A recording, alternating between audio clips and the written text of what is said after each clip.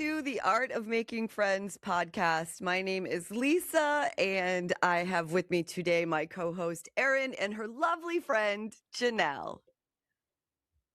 Two gingers reporting for duty. We have a drink today. We sure do.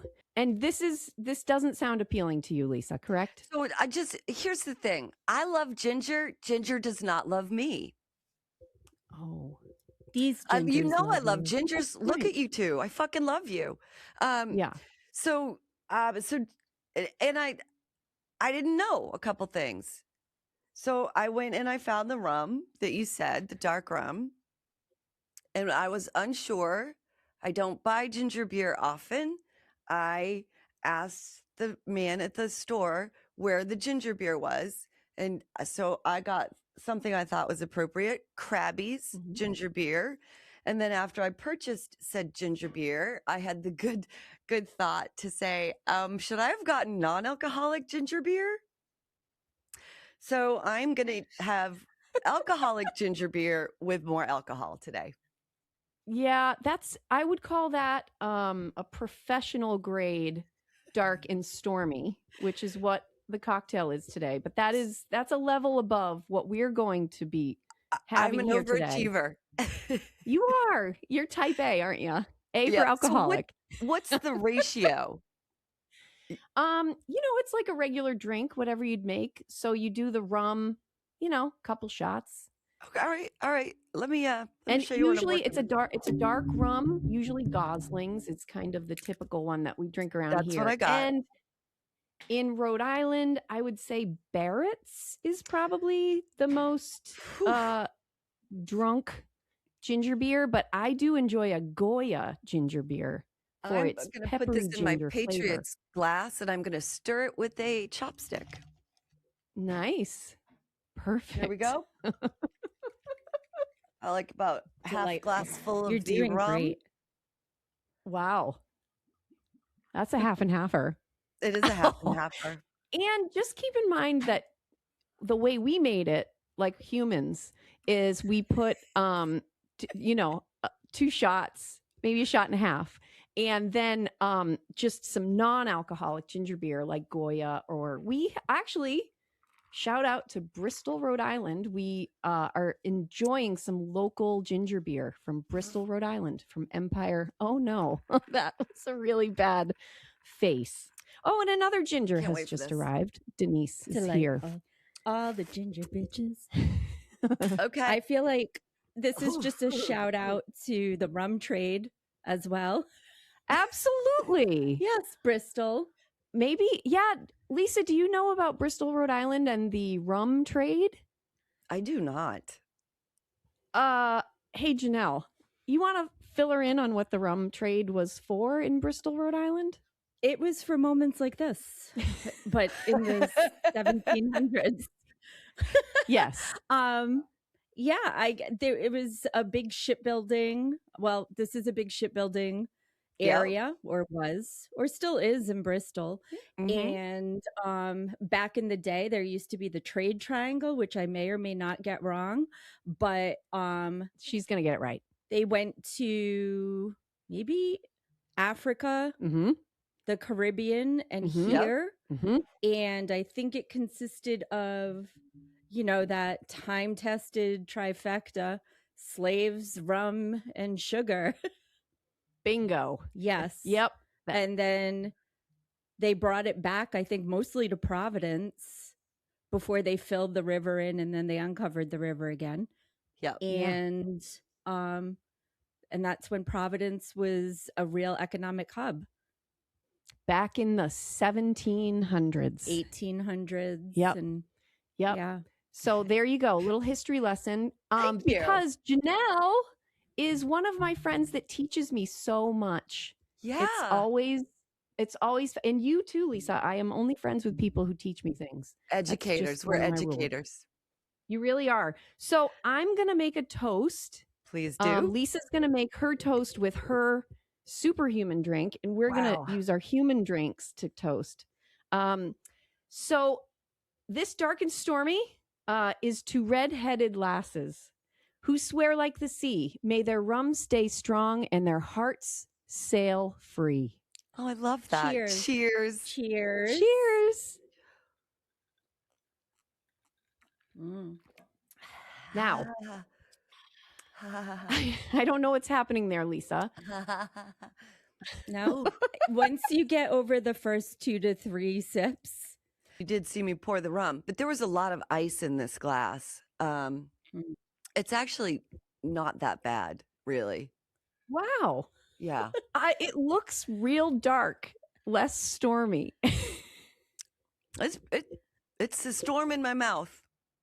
Wow. Now, did you use any fruit or any other condiments? Because we have, which I contend makes a delicious dark and stormy even more delicious, which is fresh grated nutmeg on top. Yeah, you told me about the lime and the nutmeg, but I'm a purist. Yeah, you went straight alcohol as your garnish. Good for you, Lisa.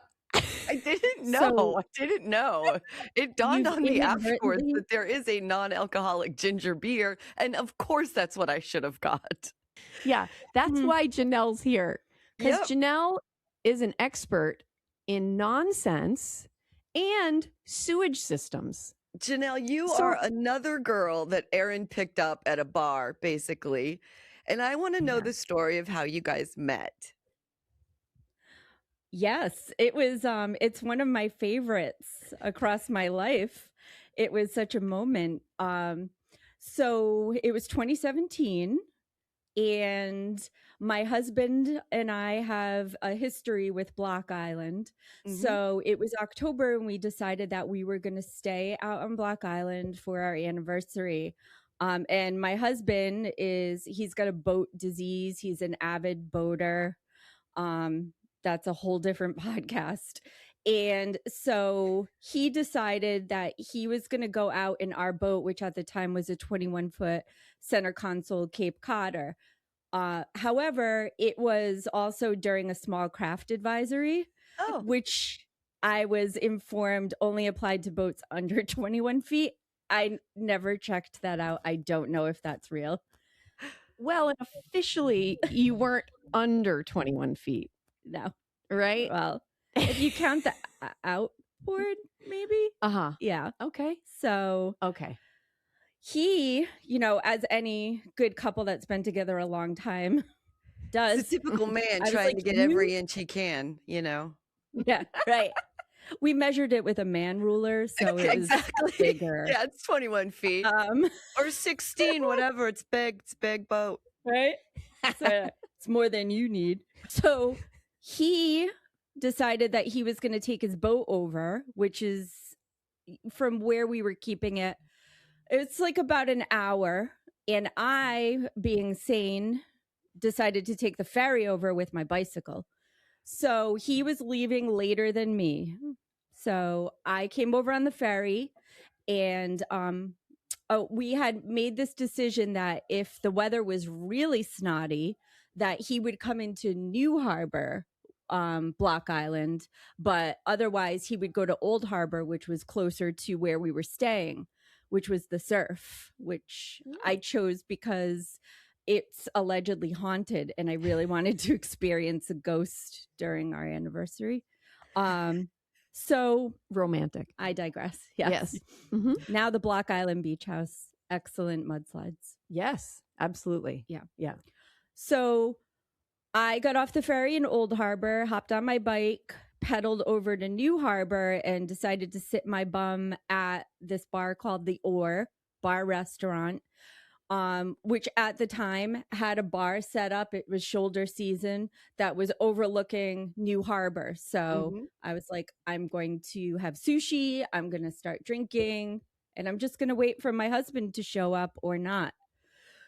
So when I walked in, one of the things that I immediately noticed was another redhead because we have like this ginger radar. Yes. And so I eyeballed her and I sat down and I started drinking and eating and like occasionally looking at, you were with Greg, your husband.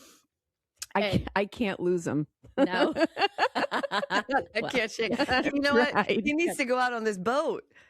I know. We got to send them out on these small craft advisory days. Exactly. Right. So eventually, as the drinks started flowing, I started making friends with like multiple people at the bar who were wondering what I was doing there by myself on a cruddy day. And I was like, I'm waiting for my ambitious husband to make it over in our small craft during a small craft advisory to celebrate our anniversary. And so we all just kept on drinking. And I really started to gravitate towards Greg and Erin, mostly Erin.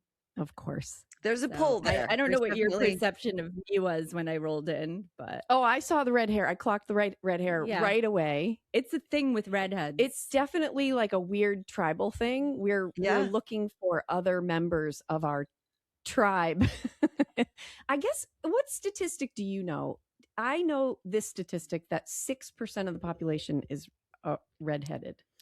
I have read globally 1 to 3%.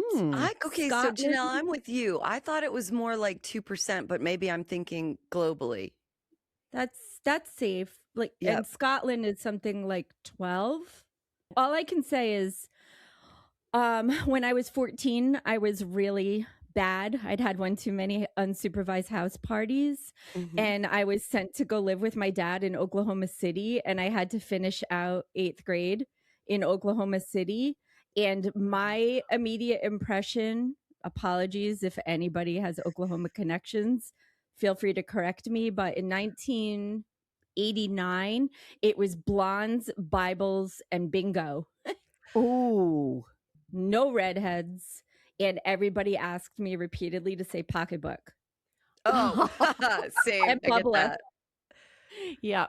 Bubla. People look at me when I say pocketbook. that and they're like, what'd you say? I'm like, listen, it's a thing. It's a real thing in New England. We call it pocketbooks. Yeah, we call everything all sorts of weird things here, and I like it. Me Yep. too. I'm gonna go ahead and say I like it. I do too. So how many other friends have you picked up at bars, Janelle? That's a good question. Not many at all. Okay. At all. Right. And I can distinctly, there is one person in my life who's my pickup at a bar reference. And he kind of picked me up, but in a friend way. Oh, So I was underage drinking at Club Babyhead shocker. in Providence. Right. And it might have been stupid dance party night on a Thursday. And so I was dancing my butt off, and this guy walked up to me in a Charlie Brown t-shirt and asked if I was the little red-haired girl. Yes. Shout out to my friend Damien Cartier, who I'm friends with to this day, which in retrospect is, that's 32 years of friendship. Wow. Very nice. So we became friends, and we're friends to this day. He's an extremely talented musician. He owns a dueling pianos company in Atlanta called the Andrews Brothers. Shout out if you're ever in the area to go see them. Wow. A successful musician, extremely talented, and he played at my wedding. Very cool. Except he said like mostly inappropriate things as we proceeded to keep drinking. But that's also why we're friends. That's right. Yeah. So, I had a similarly absurd guest who played music at my wedding. It's my friend Dan. He went to medical school with us, and he was caught one day playing this. He played beautiful classical piano, beautiful, and he would go into the student lounge and play all these beautiful songs. And somebody came in and said, "Hey, could we hire you to play at some event at the hospital?" He said, "Oh yeah, sure." So we didn't know about this. He's telling us that he got this gig playing the piano at an event. And both Greg and I said, "What are you playing?" And he said, "Oh, I mean, they think it's classical, but it's like Wanted Dead or Alive by Bon Jovi, really, really slow." So we asked him to come to our wedding and play the keyboard for our little, march down a tiny aisle. And while people came in, he played Fat Bottom Girls, and something else that hopefully he and his family are listening to this. Hopefully he can let us know what his song choices were that day, but he played them all very, very slowly. And what was great is that there were certain people, certain guests who got it. Oh, And good. I was going to others, say, did anybody know what the song was? yes. That's funny. Yes. So my friend Mev, who you have met, Lisa, Yep. he picked out Fat Bottom Girls right away. Yeah. Away. Nice. So good. Yeah, so good. So, So- I just want to Oh, yeah. tagging on to that. It feels like the friends that I have picked up in a bar or vice versa are quality.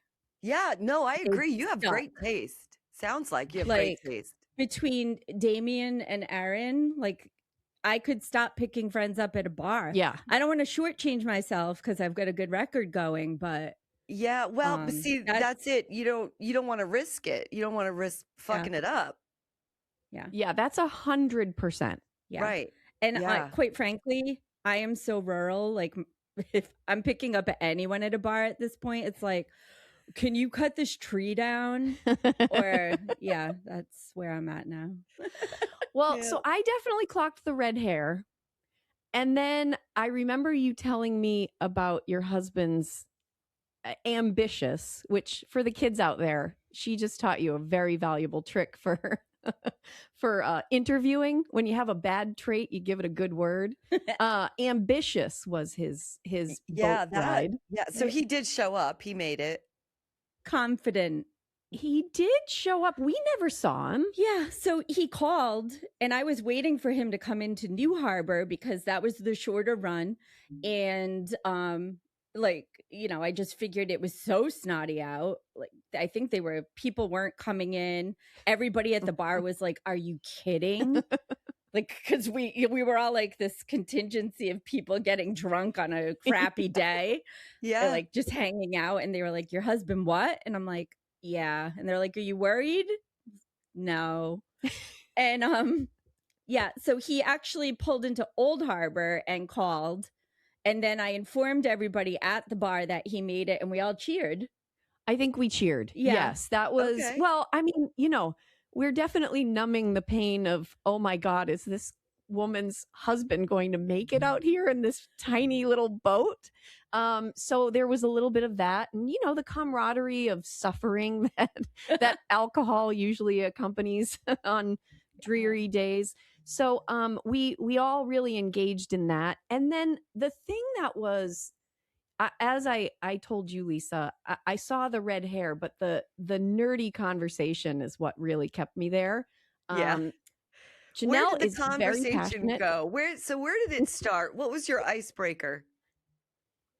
I don't know. I think it was mostly the boat, but you are very passionate about nature, the environment, erosion, misplaced storm drains, Okay. sewage systems. And so that's where it went. That's where it went straight down the Yeah. shitter. Yeah, it Yeah. went straight down the shitter, which is kind of my alley. Yeah. Well, I think almost every conversation, if you really clock it, winds up at some point either being interjected with poop or sex. I agree. Probably. And listen, I still think poop is really funny. Like, it makes me giggle. And it's always funny. It's always funny. Pooping is always funny. Shitting, farting, it's all funny. Dogs doing it, All of still it. funny. Like, it amuses me. My inner 12-year-old. Yes, I love you. I love you for talking about shit. Right? Always. Yes. It's I'd rather talk about shit than shit talk. Well, with That's the right, right. people. you heard it You here know, first. You really are an Ironically- educator.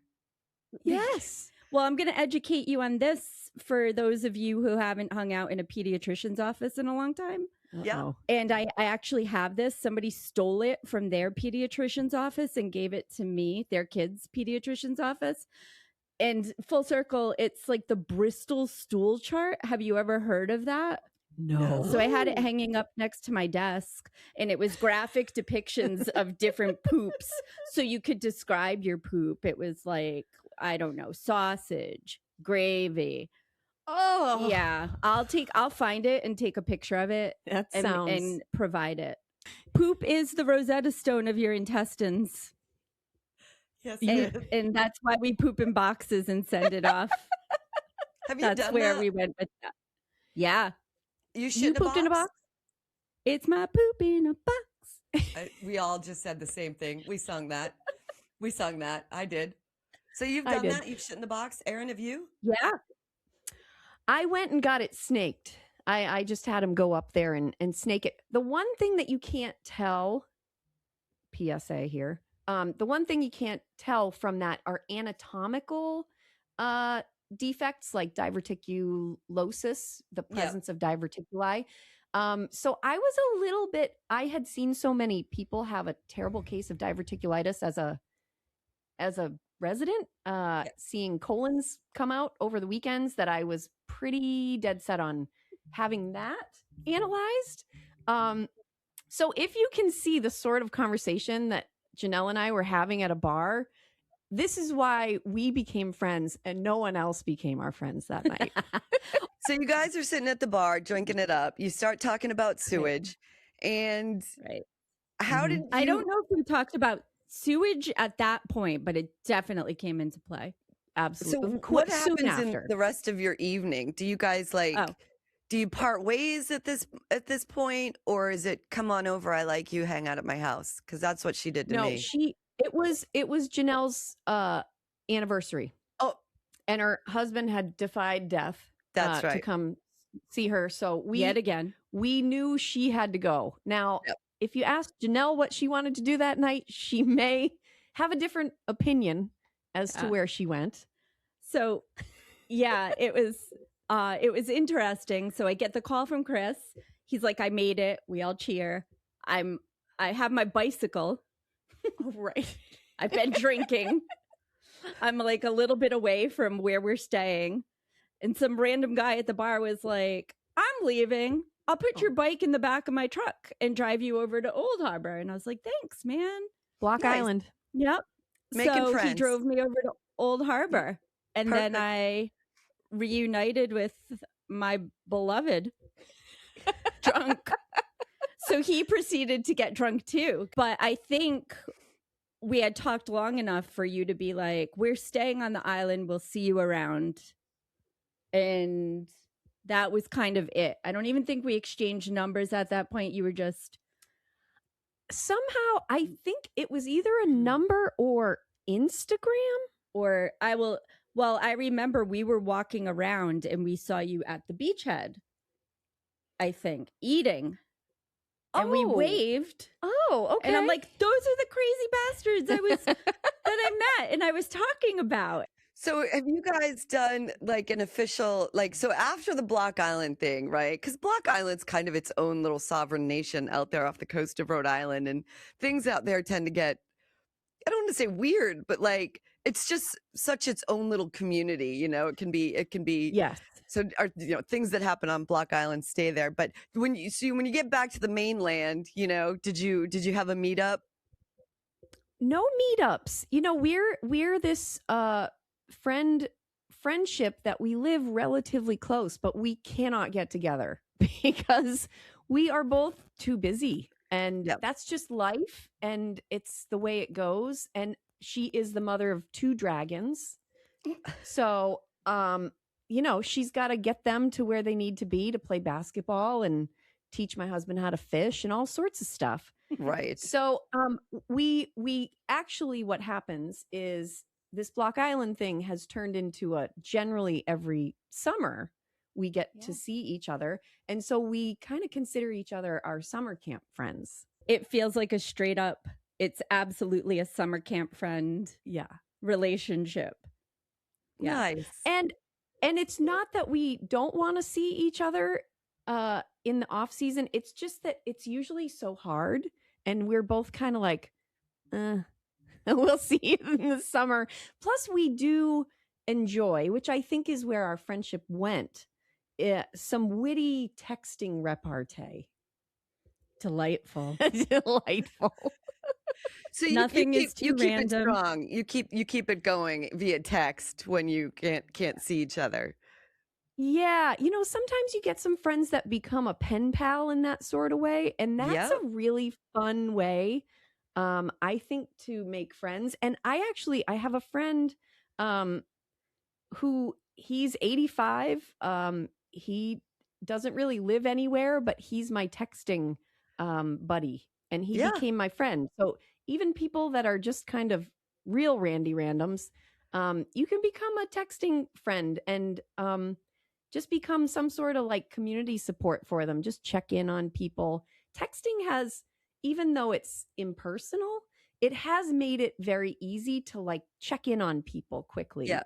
Yep. And it's Stay in quick. touch. It's quick. Yeah. It's quick. It's not as committed as a phone call.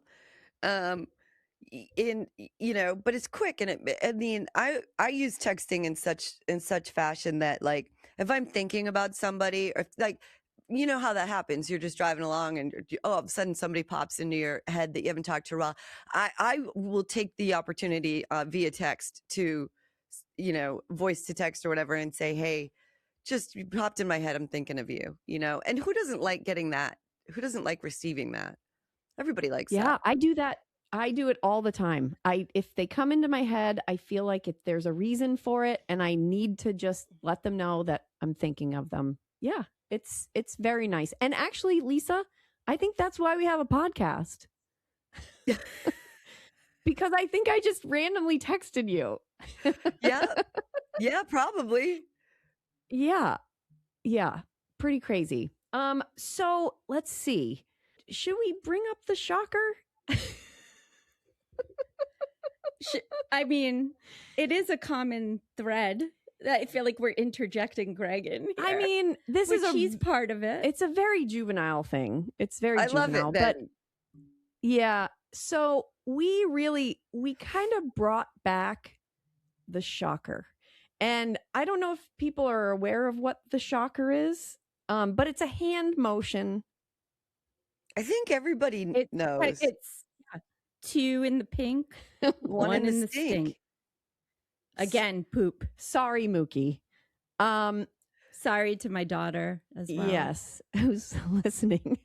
But you got to learn somewhere. And I learned better to learn right. from you, Mom. Yeah, you want to learn this stuff from your mom and her weird friend. I learned it from listening to you. So it's just so gross. This is like, it's in smell my hole category. It's in the territory of smell my hole, where it is just so offensively gross. You kind of have to embrace it. Mm.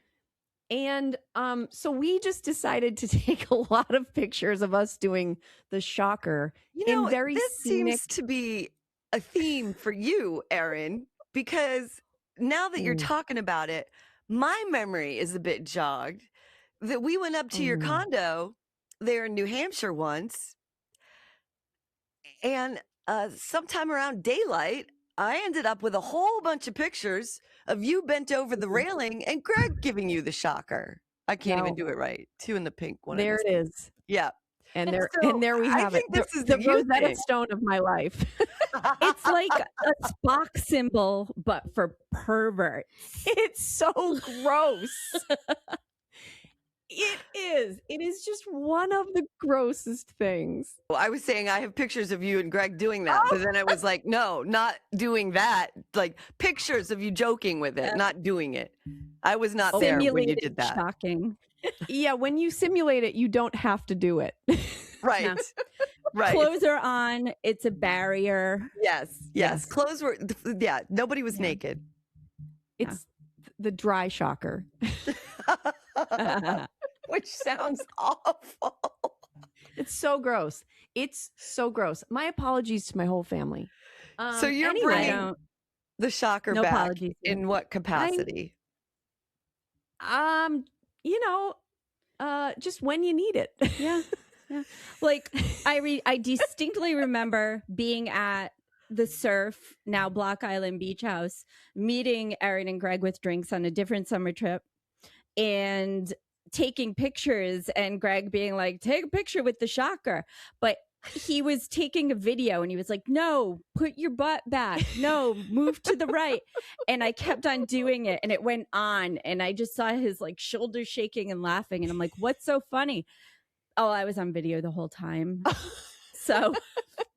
So then what has now happened in our lives is that after the shocker incident, Janelle decided that she was going to introduce us to her kids.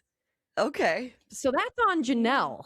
Yep, that is Can on. I just bring it back to random texting for a minute? Oh, Sure. So another great joy. I hike a lot with my dogs in the woods, and there's an amazing amount of trees that have 2 holes next to the, like in their trunk. So you can hike and find pictures and shock a tree and text it to somebody real time. Sounds like you've done that. Maybe. Yeah, maybe. So we've met the children, and thankfully Caleb was a 12-year-old boy, so I was able to introduce Greg to a colleague. Yeah. And so they've become very fast friends, and he has even taught Greg how to fish, which he is a passionate fisherman. He caught the illness from my husband. Yes. And where we stay on Block Island in the summer has an attached bait and tackle shop that my son hangs out at. It's almost like a barber shop, but for fishing nerds or aficionados. Sorry. And my son has been indoctrinated from an early age. I mean, we all fish, but nobody fishes like my son and my husband. And he hangs out in that fishing shop and absorbs all sorts of island lore. Yeah. And fishing discussions and where to fish and what to fish with. So he's a sponge for it in a way that only a child can be. Yeah. And he also talks like an 82-year-old man. He does. Which is awesome. It is the best to talk to a teenage, right, preteen boy who talks like an 82-year-old man who's been an islander his whole life. It's because that's who he's hanging out with. Yeah. So he just absorbs it. And then the other thing that I was able to introduce Janelle and her kids to is yes, the Myco head. Mm-hmm. Yes. Which are head-shaped stones that you find. Yeah, explain the Myco head. I'm not sure we've talked about this yet because and I'm new to the world of the Myco heads. So I'm a recent recipient, and so all this time that I've known you, I don't think I'd ever heard you bring it up until recently. And then I was like, what the fuck is that? So explain what the Myco head is, Erin. Well, and you were going to be taking a long road trip, so you needed one to keep you safe from injustice and bullshit, which is in my car. It's what they do. And so anyway, they came out, and first I think we painted different rocks, but then I showed her kids that this is what I paint. I just paint all the rocks. So you find rocks that are in the shape of your father's head. Yeah. More or less. Yeah. And you paint his face on it. And then I paint his face on it. And he's a real pink, pasty white Irish guy like me. And so it's a very peachy, pinky color. And I bought a quart of it so that I can just paint rock after rock. Yeah. So you have a basket full of rocks painted to look like your father. Yes. And I do them in batches. But it's a multi-step process. You have to go to the beach and find all the right rocks and then bring them home, wash them off, paint them all the flesh tone, a good couple of coats of that. And then the details that make up his very small facial features, like mine, are just the icing on the cake. And what's nice is that I've given them out to people, and they're genuinely excited to get it, which is I was Very like fascinating. so excited. Number one, because I wasn't expecting a package. And so I get this little box and I'm like, ooh, what's in the box? What's in the box? And I got two of them, one for my home and one for my car. I was totally fucking Ooh. tickled. Totally Yeah. tickled. Yeah, there's something all right. There is something to them. People say they keep them in their pockets. I usually have one in my pocket. Actually, when I was out in Nantucket, I was talking to a woman about our skin type, we share the same skin and hair problems, which is delightful. Not many of my friends have the same ghostly white problems that we have. But I was talking to a woman describing my father, and then I just reached into my pocket and Look, here he is. pulled out a stone, and she just said, you have a stone in your pocket that looks like your dad? I said, yes, I do. Yeah. I do. And at that time, I was also wearing my tracksuit. Well, of course. Hey, does Mike O Yeah. have a Mike O head? Oh, well, he has the original collection, Okay. the OG. So when he turned 70, my niece and I, she was going through like a baking cookies sort of thing. So we were going to make sugar cookies and decorate them all to look like Mike O heads. And I thought, I don't want to bake cookies and nobody's going to eat them. So we decided on rocks because I found some rocks that were very head shaped. And so I said to my niece, let's just paint a bunch of rocks. So we just went for it. And we painted, I have a picture somewhere of the original collection. We worked on the design and we finally came up with the final Mike O head design. And then we gave all those rocks to him for his 70th birthday. And they're out in his shed. Nice. And every time he sees someone who has one or he sees one of them, he looks at me and says, you know what? You have problems. That's what he said. That's Yes. perfect. That's a problem I would want. I think so. I think it's very loving to hand out rocks in the shape of. Oh, you know what? Actually, one that I did, I gave him because the shape of the rock had a little kind of an angle to one side, so I gave him a beret. Oh, and nice touch. And a pencil thin French looking mustache. That's a favorite. This. That's a special edition. I love it. Yeah, it's one of one. Right? Definitely one of one. In my head, because everything turns into a song in my head for some reason. Oh. All I could think when you were talking about the mics in your pocket was that song from the Georgia Satellites. Like, I got a mic in my pocket going jingle-lang-a-lang. We have got to do karaoke. Man, we just got to. Oh, yes, we do. I also came up with one this past weekend. I was staying at a place that had a hot tub and we were questioning how clean it was. And that song was Bacteria in the Jets.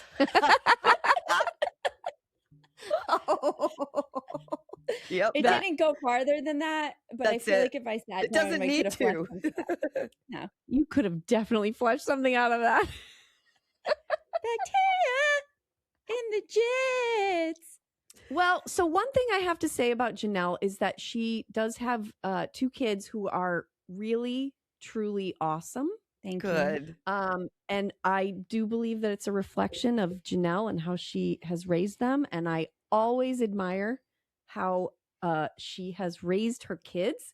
Because I didn't do it alone. I know.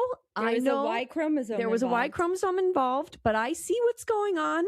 And I see that. I think that I never see your kids walking around with a phone. Well, I mean, it's a rain day and we're doing a podcast. So, we're allowed a little recess, but they are living lives and learning how to do stuff and playing activities and engaging with other people and just having fun. and being kids. It's really awesome. Thank you. I always said my number one goal in life is to not raise assholes. That's it sounds just like the you're doing a baseline. really good job. Thank you. I mean, if Yeah. they're assholes, it's typically only to myself or my husband. Of course. Yeah. Well, then, which is expected. Yeah, that means you're doing it right. Yeah. Sometimes I'm an asshole to them. Sometimes you got to learn. We're not 100%. What did we learn about making friends with each other? And the way that I see it is, we were in a situation where we were just out. Nobody was looking at phones. Everybody was looking around, making eye contact, excited to engage in some sort of like big conversation about somebody's life and what was going on in it. And out of that, we have now this lifelong, long-term friendship that I don't see going anywhere. No. And had we not been just sitting there ready for the opportunity and willing, and just to have a little nonsense time with some strangers, I just think there's a lot of value in that. No, let me ask you this to both of you, because I think for some people, and I think you nailed it, Erin, you talk about that openness, right? Where you're engaged, right? But you're open. So you're looking for that opportunity, right? What could we recommend to somebody for like that doesn't come naturally to? Well, I would say, and I think maybe I had a leg up on some people, be comfortable in your own skin. So you can go out somewhere and you don't need to have the distraction of other people with you. Yeah. Per se. And or also just be open in general, that if somebody comes into your crew that you don't know, to just get to know them. And it's not like you have to be fast friends or friends, even have a lot in common. There's something you can learn from everyone. And even you have the luxury of, if the situation isn't for you, then you met that person and that was great and you move on. Or otherwise you can explore it, or you can be as in touch or not as in touch as you want. But I think it starts with, for me at least, I've always been comfortable walking into a place and by myself, again, only child thing, and just being open to whatever that place has to offer. I'm not shy about it, but I'm not reaching out, typically saying inappropriate things. Yeah. At the beginning. At the beginning, ... at the beginning. But then it happens. Well, and I think that brings up, I like going places myself for that reason, because then you just get to chit chat with strangers about anything that's just not part of your life. And so it's a distraction and nice to do. But I find that my younger friends that say they like to go out by themselves do it with a phone or do it with a book, which is that's whatever, a phone, a book, whatever. But if you're looking down, you're not going to be making eye contact with people.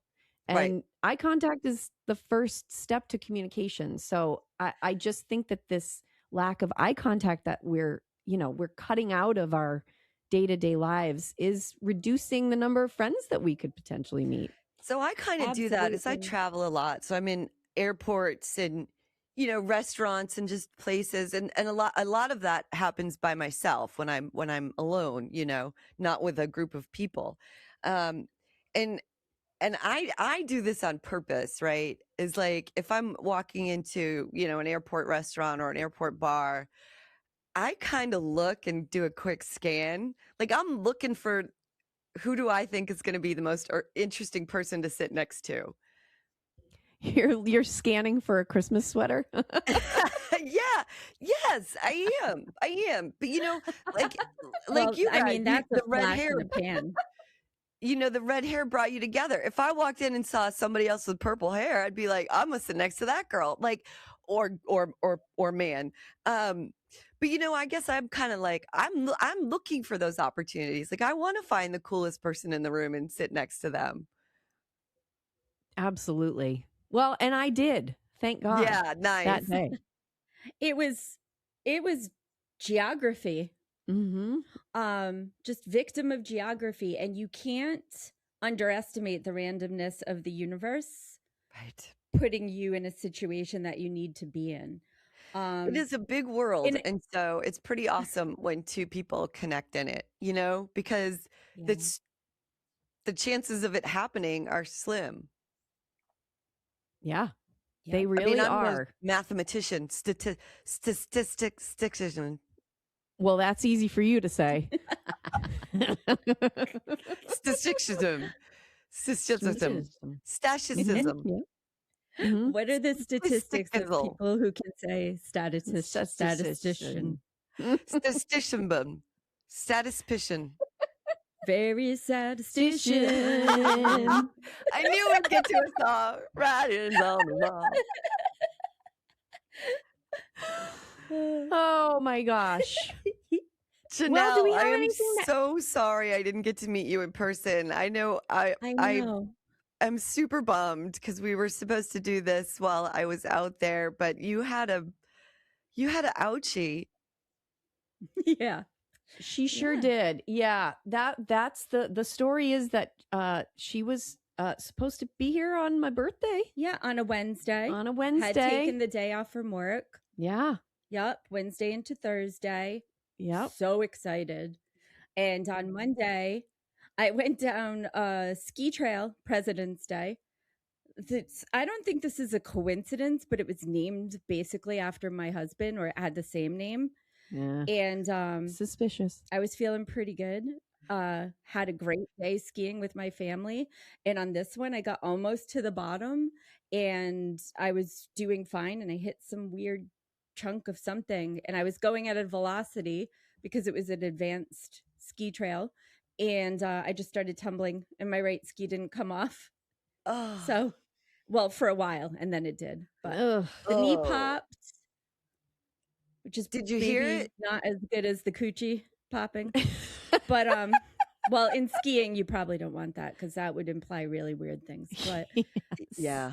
And I got brought down in the sled and drove 3 hours home with my knee bolstered in like a makeshift ski patrol flower box type thing. Wait, you drove home?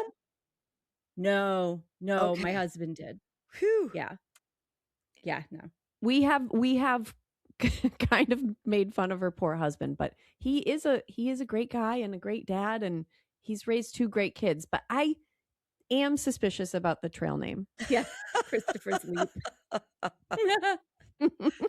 Might as well have been called like I know it's like one tumble away from like Christopher's insurance policy payoff.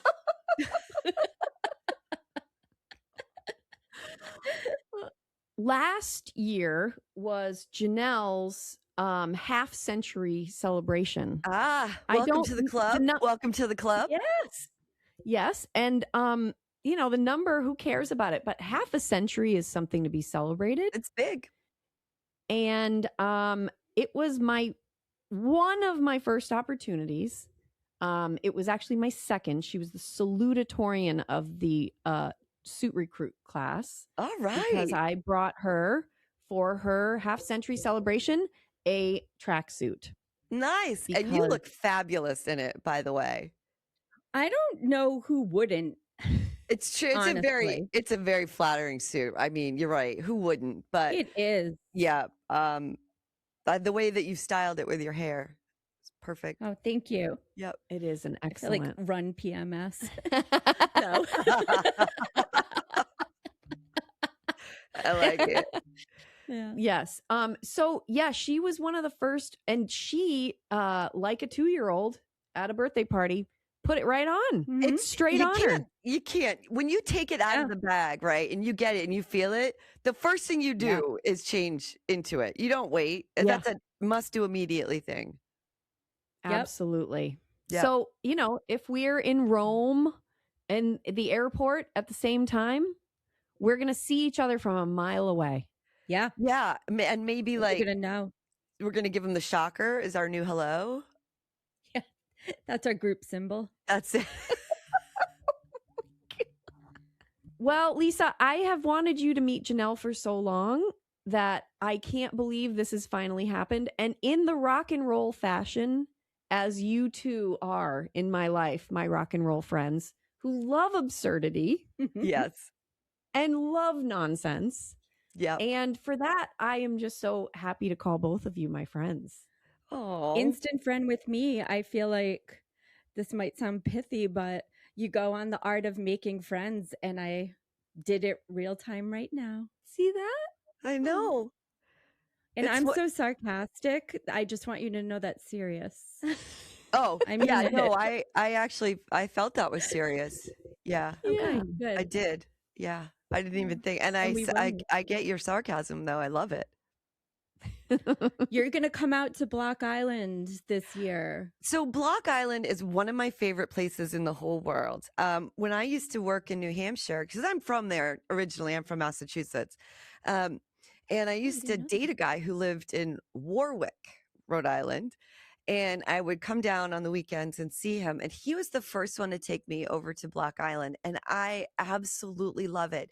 And anytime somebody's going to New England or going to, Providence or whatever I go, if you have a day or a good day trip, go down to the point, get on the ferry, and go over to Block Island. And everyone's like, what is, I go, it's just fucking magical out there. It's so beautiful. It's so cool. It feels like it's like, to me, it felt like it could be like Australia. It feels like it's its own little sovereign nation out there in the Atlantic Ocean. And it's just so cool. So I'm hoping to be part of your summer team if you'll have me.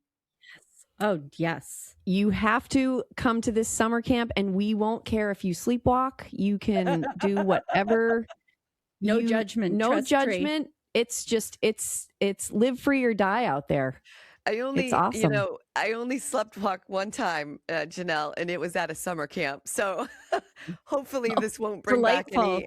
Yeah, that was a bad time. Oh, sorry to cut in, but I was so excited to tell you that one time I slept walk and peed in my mom's closet.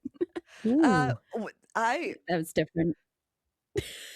So I don't know if this counts as sleepwalking, but one night I got up in the middle of the night and thought I'd walk to the bathroom, but I only walked to the bedside table and dropped my drawers and started to pee on it.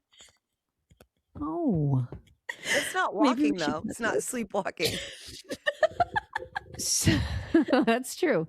So I sleepwalked. Is it sleptwalked or sleepwalked? I don't know. It's like sons of bitches.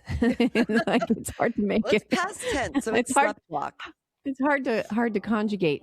But I sleepwalked in college, and I walked from one floor to the floor above me, walked into a room full of guys in the middle of the night, asked them for a shirt, and walked out. The only reason I know this, because I walked back to my bed and went back to sleep, is because a guy came up to me on campus and said, "Hey, you were in my room last night." Oh my God. It was crazy. And I had not been drinking. I had been maybe studying a little bit, but yeah, it was pretty nuts. So Times of stress or drunkenness. Times of stress, which Denise is going through a time of stress right now. Okay, so times of stress. So summer camp would have been a stressful place for me. Yeah, it makes sense. Yeah. Times of stress. So for summer camp this year, I'm bringing this GoPro so I can investigate the catch basin on your road and figure out where it's connected. Ooh. I'm going to put it down the catch basin. This is an ongoing mystery for me because stormwater infrastructure is my bread and butter in my career. And there is a solitary catch basin in a place where it should not be. And I have gone so far as to quiz DPW people, Department of Public Works, for those that don't know the lingo, who maintain your infrastructure and are amazing people and should be celebrated every day. But I've quizzed them on why there's a catch basin where it is on Erin's road, and nobody has an answer. It's a dirt road. It's going down a hill. as far as I know, the catch basin isn't connected anywhere.